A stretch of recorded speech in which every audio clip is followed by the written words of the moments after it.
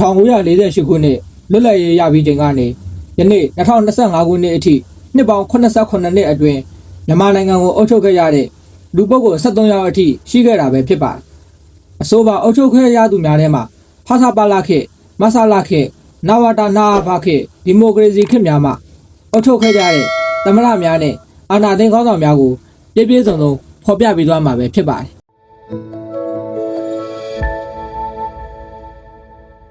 ဗီဒီယိုလေးမစခင်မှာယနေ့တင်ဆက်မှုအကြောင်းအရာများသည့်မဟုတုဒရရှိစေရန်သာရည်ရွယ်တင်ဆက်ရခြင်းဖြစ်ကြောင်းတင်ပြပေးရသည်။နံပါတ်1ဦးဆက်ရွှေတိုက်မြန်မာနိုင်ငံရဲ့ပထမအဦးဆုံးသမ္မတတာဝန်ကိုတာဝန်ထမ်းဆောင်ခဲ့သူကတော့ဆက်ရွှေတိုက်ပဲဖြစ်ပါတယ်။မြန်မာနိုင်ငံလွတ်လပ်ရေးစတင်ကြေညာခဲ့တဲ့4ရက်တလ1948ကနေ12ရက်3လ1952ခုနှစ်အထိ4နှစ်နဲ့82ရက်တာ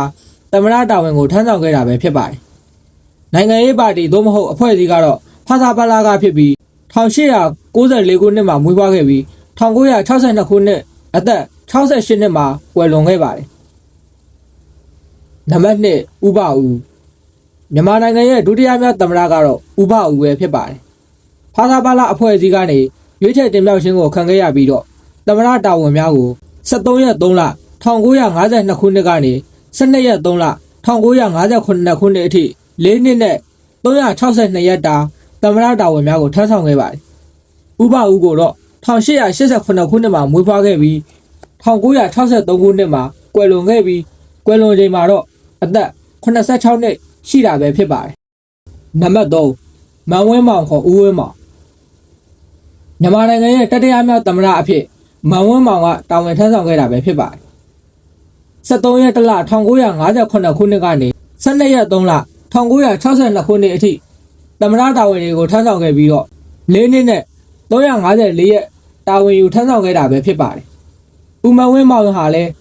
ဖဆပလအဖွဲ့အစည်းကနေရွေးချယ်တင်မြှောက်ခဲ့တာဖြစ်ပြီး1916ခုနှစ်မှာမွေးဖွားခဲ့ပြီး1989ခုနှစ်မှာကွယ်လွန်ခဲ့ပါတယ်။ဒီနေရာမှာအားလုံးသိကြတဲ့ဦးနုကတော့မြန်မာနိုင်ငံရဲ့ပထမအဦးဆုံးဝန်ကြီးချုပ်ဖြစ်ပြီးလွတ်လပ်ရေးရပြီးချိန်ကနေဦးဆက်ရွှေတိုက်ဦးဘဦးမန်ဝင်းမောင်သမ္မတ3ဦးလက်ထက်မှာဝန်ကြီးချုပ်တာဝန်တွေကိုထမ်းဆောင်ခဲ့ပြီး1962ခုနှစ်မတ်လ2ရက်အာဏာသိမ်းပြီးနောက်မှာဝန်ကြီးချုပ်တက်တန်းကုန်ဆုံးခဲ့ပါတယ်။နံပါတ်4ဦးနေဝင်းကတော့1962ခုနှစ်မတ်လ2ရက်စစ်တပ်အာဏာသိမ်းပြီးနောက်တော်လှန်ရေးကောင်စီဥက္ကဋ္ဌအဖြစ်တာဝန်ယူထမ်းဆောင်ခဲ့တာပဲဖြစ်ပြီးတော့2ရက်3လ1962ခုနှစ်အာဏာသိမ်းပြီးချိန်ကနေ9ရက်17လ1982ခုနှစ်အထိ26နှစ်နီးပါးကြာအာဏာချုပ်ကိုင်အုပ်ချုပ်ခဲ့တာပဲဖြစ်ပါတယ်။နိုင်ငံရေးပါတီအနေနဲ့ကတော့မဆလာအဖွဲ့အစည်းဖြစ်ပြီးဦးနေဝင်းကို1917မှာမွေးဖွားခဲ့ပြီး2002ခုနှစ်မှာကွယ်လွန်ချိန်မှာတော့အသက်62နှစ်ရှိတာပဲဖြစ်ပါတယ်။နံပါတ်5ဦးစန်းယူမြန်မာနိုင်ငံရဲ့50မြောက်သမ္မတဦးနေဝင်းတော့တာဝန်ဆက်လက်ထမ်းဆောင်သူကတော့ဦးစန်းယူပဲဖြစ်ပါတယ်။ဦးစန်းယူရဲ့သမ္မတတာဝန်တွေကိုတော့9ရက်17လ1982ခုနှစ်ကနေ28ရက်9လ1988အထိ6နှစ်နဲ့261ရက်ကြာတာဝန်ထမ်းဆောင်ခဲ့တာပဲဖြစ်ပါတယ်။ဦးစန်းယူကိုတော့1918ခုနှစ်မှာမွေးဖွားခဲ့ပြီး1996ခုနှစ်မှာကွယ်လွန်ခဲ့တာပဲဖြစ်ပါတယ်။နံပါတ်6ဦးစန်းယူရဲ့နောက်သမ္မတတာဝန်တွေကိုဆက်လက်တာဝန်ယူခဲ့သူကတော့ဦးစိန်လွင်ပဲဖြစ်ပါတယ်။မဆလာအဖွဲ့အစည်းကနေရွေးချယ်တင်မြှောက်ခဲ့ပြီးတော့29ရက်9လ1988ကနေ12ရက်8လ1988အထိ16ရက်ကြာတာဝန်ထမ်းဆောင်ခဲ့တာပဲဖြစ်ပါတယ်။ဦးစိန်လွင်ဟာ1923ခုနှစ်မှာမွေးဖွားခဲ့ပြီး2004ခုနှစ်မှာကွယ်လွန်ချိန်မှာတော့အသက်82နှစ်ရှိတာပဲဖြစ်ပါတယ်။နံပါတ်9ဦးအေးကိုယာယီသမ္မတဦးအေးကိုကတော့ယာယီသမ္မတတာဝန်ကိုသာထမ်းဆောင်ခဲ့တာဖြစ်ပြီး12ရက်8လ1988မှ19ရက်8လ1988အထိယာယီသမ္မတအဖြစ်9ရက်သာတာဝန်ယူထမ်းဆောင်ခဲ့တာပဲဖြစ်ပါတယ်။နံပါတ်10ဒေါက်တာမောင်မောင်မြန်မာနိုင်ငံရဲ့ရှေ့ရောက်မြောက်သမ္မတထိုအချိန်ကမဆလာအဖွဲ့အစည်းကနေရွေးချယ်တင်မြှောက်ခြင်းခံခဲ့ရသူကတော့ဒေါက်တာမောင်မောင်ပဲဖြစ်ပါတယ်။ဒေါက်တာမောင်မောင်ရဲ့သမ္မတတာဝန်တွေကိုတော့19ရက်8လ1988ခုနှစ်မှာ18ရက်9လ1988အထိရက်ပေါင်း30ကြာတာဝန်ယူထမ်းဆောင်ခဲ့တာပဲဖြစ်ပါတယ်။နံပါတ်9ဦးစောမောင်ဒေါက်တာမောင်မောင်ရဲ့နောက်နိုင်ငံတော်ညီညွတ်ရေးပြည်ပြမှုတည်ဆောက်ရေးအဖွဲ့နဝတာအဖွဲ့ရဲ့ဥက္ကဋ္ဌအဖြစ်တာဝန်ယူခဲ့သူကတော့ဦးစောမောင်ပဲဖြစ်ပါတယ်။ဦးစောမောင်ဟာနဝတာဥက္ကဋ္ဌအဖြစ်18ရက်9လ1988ခုနှစ်ကနေ23ရက်4လ1992ခုနှစ်အထိ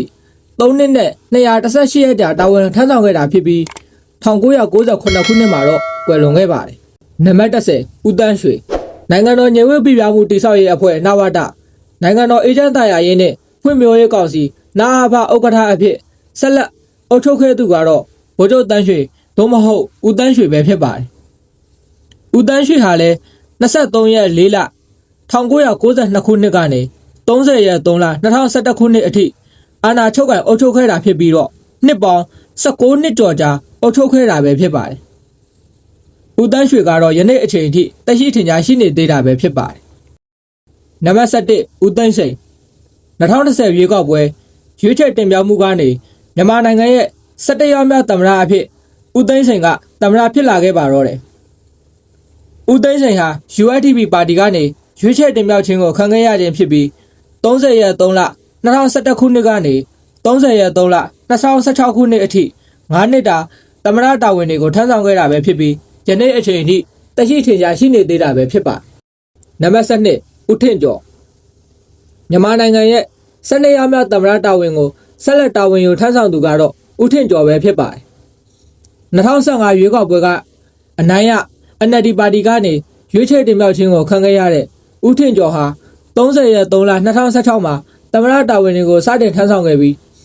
21ရက်3လ2018ခုနှစ်မှာတော့ကျန်းမာရေးကြောင့်သမ္မတတာဝန်များကိုအနားယူခဲ့ပါတော့တယ်။ဒါကြောင့်ဦးထင့်ကျော်ဟာသမ္မတသက်တမ်းတစ်နှစ်နဲ့356ရက်တာဝန်ယူခဲ့ပြီးယနေ့အချိန်ထိတက်ရှိထင်ရှားရှိနေသေးတာပဲဖြစ်ပါတယ်။နံပါတ်7ဦးမြင့်ဆွေဦးထင့်ကျော်သမ္မတတာဝန်ကနေအနားယူသွားပြီးနောက်ဒုတိယသမ္မတဖြစ်တဲ့ဦးမြင့်ဆွေဟာလည်းယာယီသမ္မတအဖြစ်တာဝန်ယူခဲ့ပါတယ်။ဦးမြင့်ဆွေဟာယာယီသမ္မတအဖြစ်9ရက်တာဝန်ယူထမ်းဆောင်ခဲ့တာပဲဖြစ်ပါတယ်။နံပါတ်7ဦးဝင်းမြင့်